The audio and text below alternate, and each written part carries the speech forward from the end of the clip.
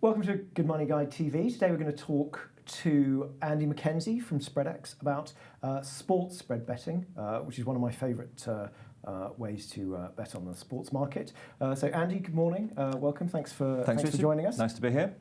So you're from Spreadex, which is as well as a sports spread betting bookie, you're also a financial spread betting broker as well. Yep, so we do financial spread betting, we do sports fixed odds betting and casino betting as well. Okay, so for those who aren't familiar with sports spread betting and how it differs from traditional betting and traditional betting on sports, we're just going to go through what sports spread betting is, the benefits, the risks, how it differs from traditional bookmakers, how it compares to betting exchanges, and also the major markets to bet on, and the major bets within those markets as well. Mm-hmm. So you just want to quickly explain to us what sports spread betting is. Yeah, so it's a different way of betting on sport than your traditional fixed odds betting. Yeah. It's been around for more than 20 years, but not known about by that many people. So how it works is Spreadex will give a spread or a prediction of something happening in a match or an event or a horse race. That could be number of goals in a football match, the winning distance of a horse in a horse race, the number of batsman runs in a cricket match. Yep. So you can look at all these spreads and you can use your judgment there. You can say, right, I think there's going to be more, this batsman's going to score more runs than the prediction there, so you might buy on the spread. Or you think, actually, they're not going to do as well as the Spreadex think, and you can sell on the spread. And you win the difference in your bet, so the multiple of your stake. So basically, the more right you are, the more you can win. Yeah. It goes the other way as well. So if the bet goes against you, the more wrong you are, the more you can lose. So that's what you need to bear in mind. Okay, so that's how it differs traditionally from normal fixed odd betting. That's right. So rather than just looking at the final result or outcome, you can bet on like different aspects of a match or a race, or you can bet over a whole season. So there's different ways of betting in different lengths. The main thing to kind of think about, you're right, is that so many markets you can look at to bet how you think an event might happen. So a good example would be total goal minutes on a football match, which is the minutes the goals are scored all added up in a game. So if you think there's going to be lots of late goals in a game, you might look at a total goal minutes spread of 134 to 144. Now, we've seen that a lot in the Premier League, lots of late goals. The market can easily settle at over 300. So if you've bought at 144, you've won over 150 times your stake. Yeah. But you have to realise if the match ends 0-0, you could lose 144 times your stake if that market makes it zero. So this is the important distinction to think about.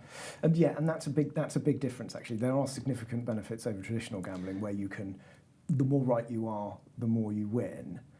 And the inverse is true. The more wrong you are, the more you lose. So do you want to just quickly talk us through the major benefits and the major risks? Yeah, certainly. So, in-play betting, sports spread betting is where in-play betting came from. I know it's been around for quite a while on fixed odds, but it's so easy to get in and out of your bets. You can close bets out quickly. You can go one way or you can go the other way. So that's a major kind of benefit. I think the way that you've got to think about it is, say you had a fixed odds bet and you put a £10 bet, £25 bet, £50 bet down. That's the amount of money that you're risking, so you can't lose any more than that, and you'll have a set amount of money that you're going to get back on your fixed odds bet, so you know what you're going to try and win. Yeah. With spread betting, it's a little bit more open-ended.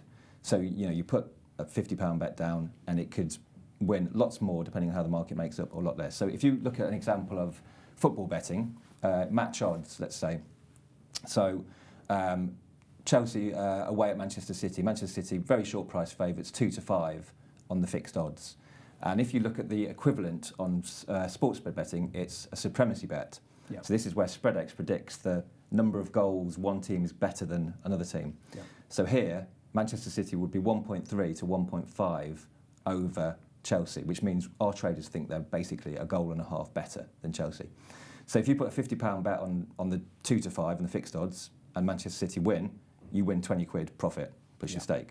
If you have a spread bet and you put a £50 bet on and you're buying on this 1.5 spread of goals, you need Manchester City to win by 2 goals to start making money.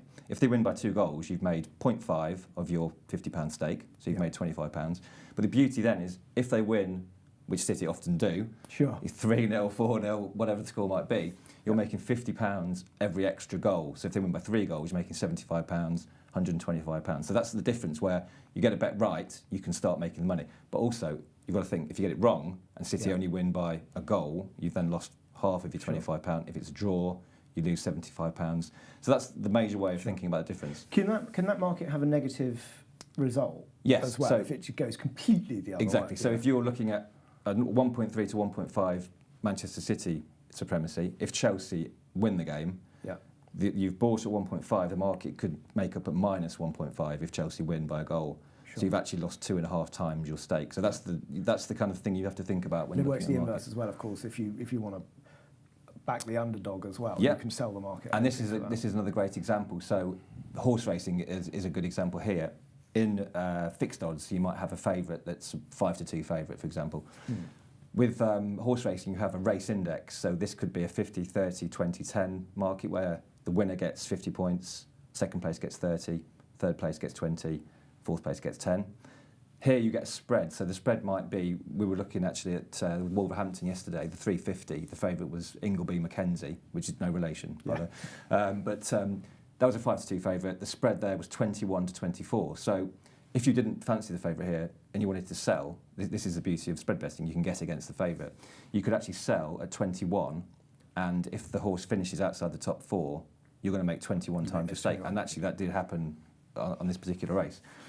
The thing to remember there, so a £1 bet would have made 24 times your stake, £10, 240, etc. But if the horse had won the race and made 50 points, you would have lost 29 times your stake. Yeah. If it had finished second and 30 points, you would have lost 9 times your stake, and so on.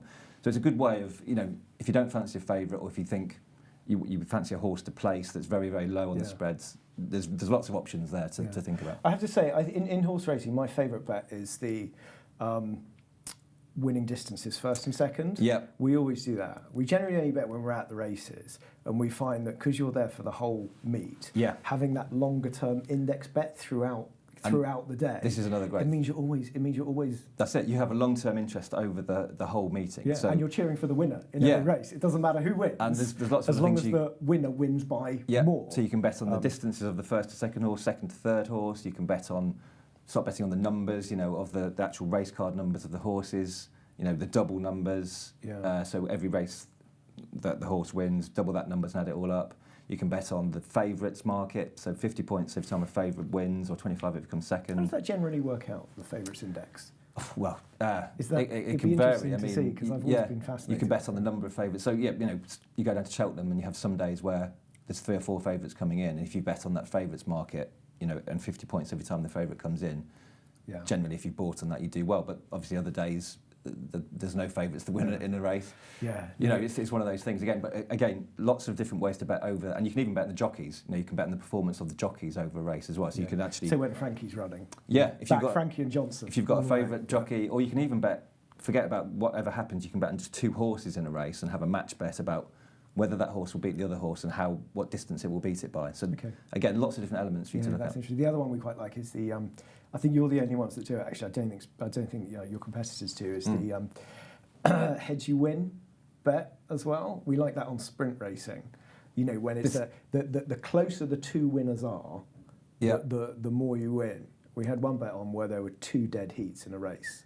Right, we did quite well. That was. There are so many bets that I probably don't even know them all myself. We'll go through some of the most popular ones in a minute. But one of the things you touched on earlier was your ability to lay a horse, so you can bet. Yes. You can bet on someone not winning, and of course the other way to do that is through a betting exchange. Yeah. So if you're primarily a sports trader, which we'll say is the type of customer that will be doing this sort of, betting in play has a slightly more sophisticated attitude to gambling and wants to bet on events happening or not happening. How do you say that? What's the major advantage of say laying bets through a sports spread bet rather than doing an exchange? Doing it on a betting exchange. With an exchange, similar but a little bit different. So. With an exchange, yes, you can bet. You're trying to look for your bet to be matched against someone else who has the opposite view to you. So on this example of a horse race, you back a horse you think is going to win. You lay if you think it won't win. The opposite of it happening, and you're trying to get that bet matched, and you're looking for someone else in the market to do it. With Spreadex, you're not betting against someone else. You're betting against Spreadex. So the spread there, as we've just spoken about before, is the Spreadex prediction. So rather than someone else taking the risk, Spreadex are taking the risk here.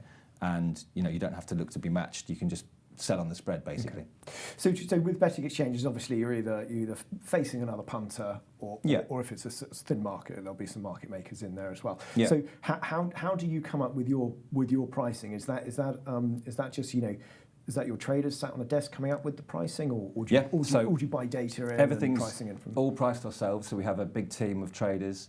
As you can imagine, it's a very stringent interview process. They have to be very analytical, very, very mathematical, and you've got to know your sport inside out. So you've got to be in your planning and preparation and your research ahead of an event. There are many, many different things to bear in mind. Obviously the form guides, the size of the bets that are coming in, injury news, weather, all these sorts of things can affect lots of things. So the traders will come in, they'll price up all these hundreds of different markets, and then watching a trader do a match in play is a sight to behold, because there's so many bets coming in, so many things for them to keep an eye on. All this is in play, live pricing that they've got to change the whole time. But for the punter, there's so many opportunities to come in there and look at different things that are happening in a game. You might think this game's boiling up, there's going to be loads of bookings here. Yeah. And you go into the bookings markets, or there might be a winger that keeps winning corners and you want to buy corners. So again, lots of different ways. And so on that, so obviously your traders are pricing up markets in play. What sort of, do you still get a lot of phone trading? Do you still have punters phone you up on the phone, or is it all mobile now? Or is there an element of your customers that like the old school interaction with their I think the demographic of a spread better is perhaps slightly older than your the fixed odds punter. So maybe a more kind of experienced person who's watched a lot of sport.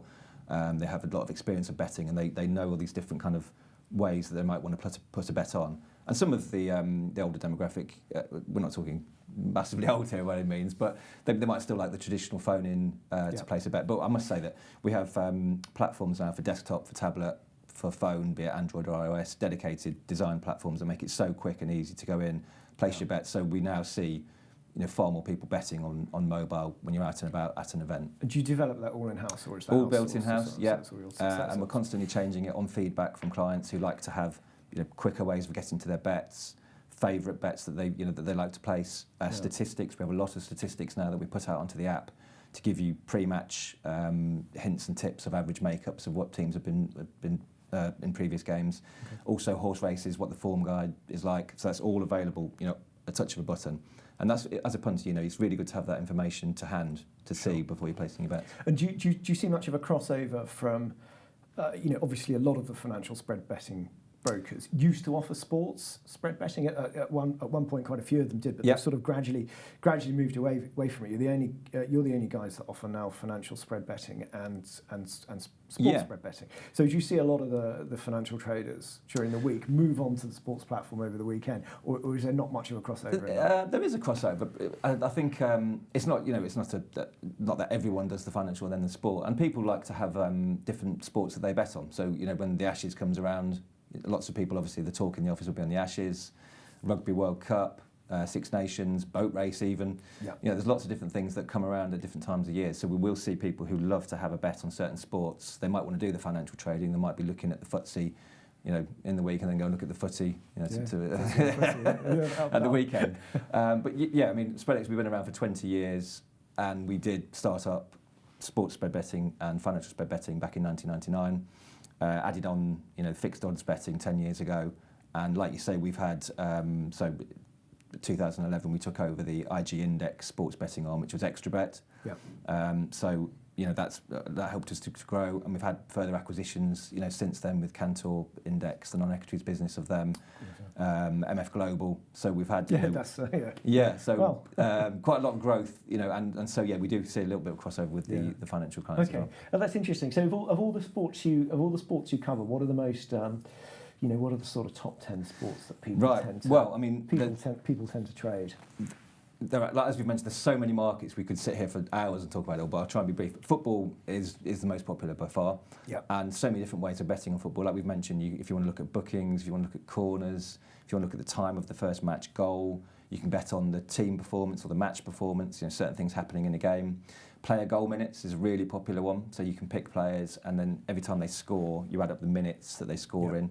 Shirt numbers, the aggregate number of the shirts of the goal scorers. I used to like betting on corner minutes. Yeah, there's corner minute. Or you can do cross corners or multi corners, which is like first half corners multiplied by second half corners, or the home team corners multiplied by the away team corners.